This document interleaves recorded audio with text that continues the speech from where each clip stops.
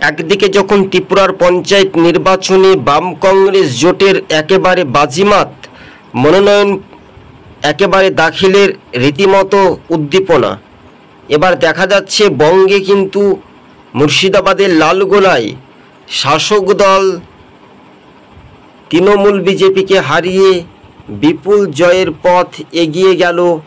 আরও এক ধাপে বাম কংগ্রেস রীতিমতো জোট করে সমবায় নির্বাচনের ফলাফলের যে আপডেট, সারা দেশের সমীকরণটাই একেবারে রাজ্যবাসীর দোরগোড়ায় মেন ফ্যাক্টর হচ্ছে বাম কংগ্রেস জোট, একেবারে স্পষ্টভাবে সেটাই বলছে। এই মুহূর্তের লালগোলা পদ্ম ফিশারমেন্স কোঅপারেটিভ সোসাইটি নির্বাচনে এই মুহূর্তের আসন সংখ্যার দিক থেকে যদি দেখা যায় তাহলে 46, ম্যাজিক ফিগার পার করে বাম কংগ্রেস জোটের একেবারে এগিয়ে, জোটের একটা হাওয়া বা চেঞ্জ। তবে সমবায় নির্বাচনে বাম কংগ্রেস জোট ভোটে জিতছে। তবে অন্যদিকে সেই ক্ষেত্রে পঞ্চায়েত সমিতি থেকে গ্রাম পঞ্চায়েত এই সব ভোটে কেন ফলাফল খারাপ হচ্ছে, এইটুকু দর্শক বন্ধুদের সঙ্গে আমরা জানতে চাই। এদিন অধীর রঞ্জন চৌধুরী বলেছেন যে তৃণমূল এই রাজ্যে জুলুম অত্যাচার করে এবং ভোট টাকা পয়সা দিয়ে কেনাকাটি করে, মানুষকে হয়রানি। একই কায়দায় মোহাম্মদ সেলিম শাসক দলকে তীব্র কটাক্ষ সমালোচনা কিন্তু বইতে শুরু করেছে। আগামী দিন মানুষের রায় বা জনগণের যেটা আওয়াজ, সেটা কতটা ফ্যাক্টর হতে পারবে, তাই মুর্শিদাবাদের লালগোলা বিধানসভা থেকেই ফের কিন্তু কংগ্রেস দল শক্তি বৃদ্ধি। তবে যে হারে জোটের লোক হওয়ার কথা ছিল সে হারে কিন্তু শাসকের লোক হয়নি, কেননা শাসক দলের কিছুতেই লোক হচ্ছে না। এদিন মোহাম্মদ সেলিমও জানিয়েছেন যে দ্রুত গতিবেগে এগিয়ে যাওয়ার যে সম্ভাবনা বেশি সেটার উপরে নির্ভরশীল করবে বলে এমনটাই মনে করছেন রাজনৈতিক মহল। তবে শাসক দল তৃণমূলের বিপুল পরাজিত হার, এই হারটা কিন্তু বাম কংগ্রেস জোট পায় 39টি আসন, নির্দল পায় 1টি আসন আর তৃণমূল পায় 6টি আসন।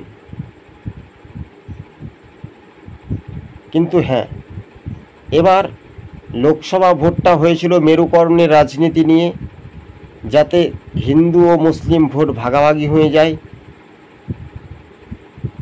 সেটাই জানতে চাই। কিন্তু বাম কংগ্রেস জোটের মুর্শিদাবাদের লালগোলায় দেখা যাচ্ছে যে সমবায় নির্বাচন যেখানে হচ্ছে সেখানে কিন্তু বিরোধীদের জয় হচ্ছে,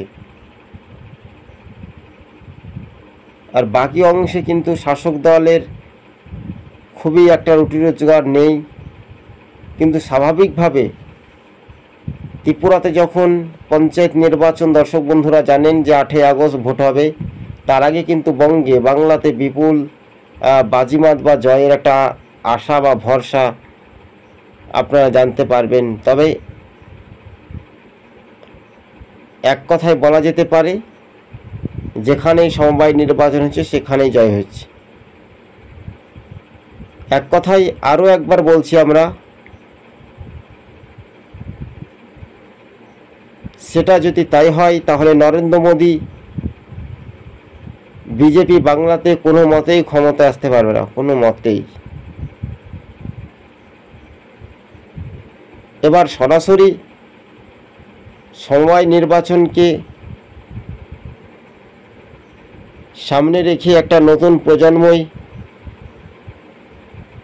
ভূমিকা হিসেবে দেখা যেতে পারে। তবে এদিন সীতারাম ইয়েচুরি, রাহুল গান্ধী ফের কিন্তু উত্তর পূর্বের রাজ্যে ত্রিপুরাতে শাসক দলের হিংসার রাজনীতি বিভিন্ন পর্যালোচনা করে শাসকের দলকে,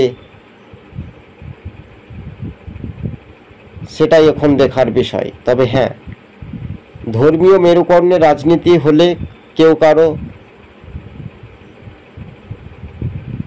পারবে না। তবে স্বাভাবিকভাবে বলা যাচ্ছে যে হিন্দু মুসলিম ধর্মীয় মেরুকরণের রাজনীতি করতে চায় শাসক দল তৃণমূল ও বিজেপি। একই কায়দায় সেই ত্রিপুরার ঘটনাগুলি একই ইস্যুতে, যা পূর্ব এবং পশ্চিম, উত্তর দক্ষিণ একেবারে উজ্জীবিত হয়ে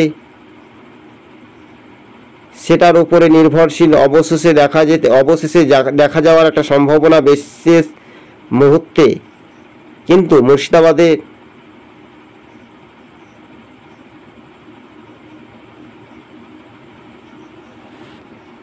সেটার উপরে শাসক দল তো ভোটে হারবে, কিছু করার নেই।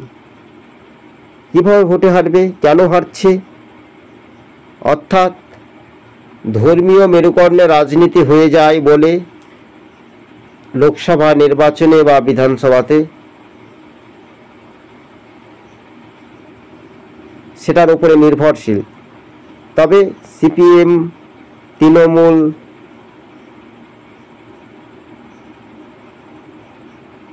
সেটার উপরে নির্ভরশীল অবশেষে দেখা যাবে।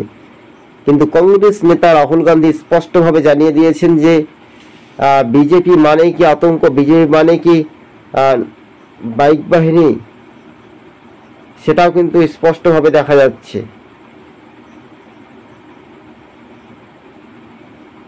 সেটার উপরে যদি নির্ভরশীল তাই হয়, তাহলে আগামী দিনের জন্য মানুষের রায় বা গ্রহণযোগ্য হিসেবে কতটা এফেক্ট বা কতটা ফ্যাক্টর হবে তার বিষয়টা নিয়েও আলোচনা হয়। সেটাই যদি তাই হয়, তাহলে পরিসংখ্যান বলছে এবার শাসক দলের পক্ষ থেকে যেটা অভিযোগ আসছে, কেননা রাজ্য রাজনীতির বিষয়টা নিয়ে বারবার করে সমীকরণ, সেটা যদি না হয়, কেননা এবারকার যে নির্বাচন সেটা কিন্তু দুই শাসক দলের বিরুদ্ধেই সমালোচনার ঝড় কিন্তু বইতে শুরু করেছে। বাম কংগ্রেস জোটের জয় সমবায় নির্বাচন মুর্শিদাবাদে একচেটিয়া। কিন্তু হ্যাঁ, কিভাবে ভোটের সময় ভোট আসে এবং আসলে তা নয়। একই সঙ্গে বলা যাচ্ছে যে আগামী দিনের জন্য মানুষের রায় বা গ্রহণযোগ্য হিসেবে কতটা ফ্যাক্টর হবে, তা মুর্শিদাবাদের লালগোলা তা প্রমাণিত করে দিয়েছে। সমবায় নির্বাচন এক কথা বলা যাচ্ছে, কিন্তু হ্যাঁ, এবারকার যে নির্বাচনে বিজেপি কিন্তু ভোটে হেরেছে বা হারিয়ে যাবে, ক্ষমতায় তো আসতে পারবে না, সেটার উপরে নির্ভরশীল অবশেষে দেখা যেতে পারে।